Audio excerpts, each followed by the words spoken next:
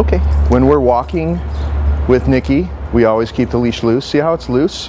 See how I'm not choking up, I'm not keeping it tight, I'm not letting her pull me. It's really loose. Okay.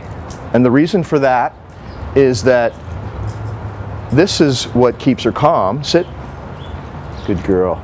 But this was over the days and weeks and months that pass of this kind of walking, standing here like this for no reason when you've stopped walking, letting the dog pull in front of you like that, or any of that kind of tension on the leash creates a lot of stress in the dog, and they start acting out and behaving badly.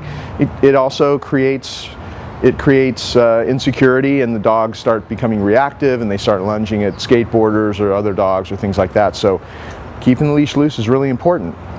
And so, okay, what I would suggest you do is whenever you're turning, turn left. I'm just going to give you a few little tips here. And notice how, like, if I'm going to turn, I do one little pop to slow her down. It's just a little prompt. It's not even really a pop. It's just a signal for her to slow down if she's walking kind of fast. Okay, and I want to turn. It's like that, and then I turn. And see, she always ends up next to me, and she's always on a loose leash. If she lags behind me when I'm walking her, I go, come on, let's go. Coax her to catch up. And then you can even give her a reward for being right there, because that's what I did for a while, was I just kind of fed her at my side so that she would love to be here, and this would be, in her mind, good, the sweet spot. Every once in a while, sit. Good, you can do that. But like if she lags behind, you're not going to pull her to you, because once again, that's a tight leash, right? So we're going to coax her to catch up, and then when she gets there, reward her. That way she's always going to want to be there, and you never have to use the leash tension. The leash is just there in case you really need it, but you want to really try to hardly ever use it. You're holding it, but it's only there as backup, and when you do need it, it's there. And if you ever have to correct and say no or something like that, if you have a dire situation of some sort where she really gets out of control, it'll work really well. She'll stop and she'll be good the rest of the day, because it never happens. Because we never have to correct the dog that way, hardly ever. And so she's not used to it. And she's not used to a lot of popping and jerking and things like that. So she's very relaxed when she's on the leash. Good girl. Go. And so just try to keep those things in mind. And a couple exercises that I would recommend you do. Come.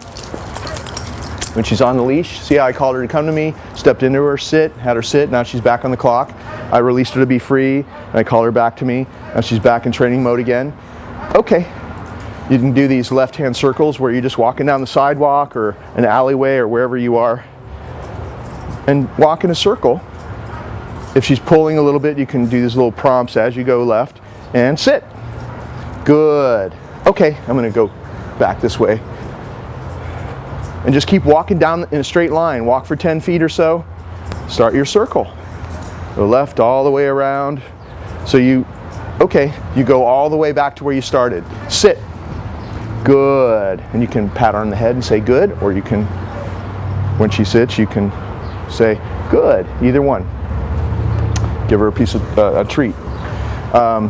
And then that's a great exercise to do. If you just walk down the sidewalk and do 5 or 6 or 7 or 8 of those, sit, walks, left-hand circle, sit, left-hand circle, sit. It's just a great exercise to do. It'll take you like 2 minutes a day. Really teaches the dog to walk next to you, keeps them calm. And at this point, it would just be a maintenance routine, because she already has it, obviously. So if you guys just do a little bit of what she already knows every day, it'll keep her in check, and she'll actually start getting better with you. Even if you just do a little bit a day. So, maybe 2 minutes of left-hand circles, and then the other thing that I do is our consecutive sits. Okay, sit. Good. Okay, sit. If she doesn't sit right away and you have to pull up a little bit, don't say good. We're shooting for her doing it just with the voice command. Okay, sit. Good. Okay, sit. Good. Okay. Sit. And the last one. Good. She gets a reward. So you can do 6 or 7 or 8 of those. It takes you like 1 minute. The purpose for for the consecutive sits is, you notice how close they were together, like a couple of feet, and sitting and waiting for my permission to walk again, and then sitting and waiting. It's a great way to break up that cycle of pulling where the dog constantly pulls and you constantly are struggling. And it's something that we worked on a lot with her, and now she knows exactly how it works. So if you just do my moves, she'll click into this behavior with a little practice on your part. But every time she sits, she's got to stop, focus, keep her butt planted because she's in a sit stay, and wait for your permission to walk again.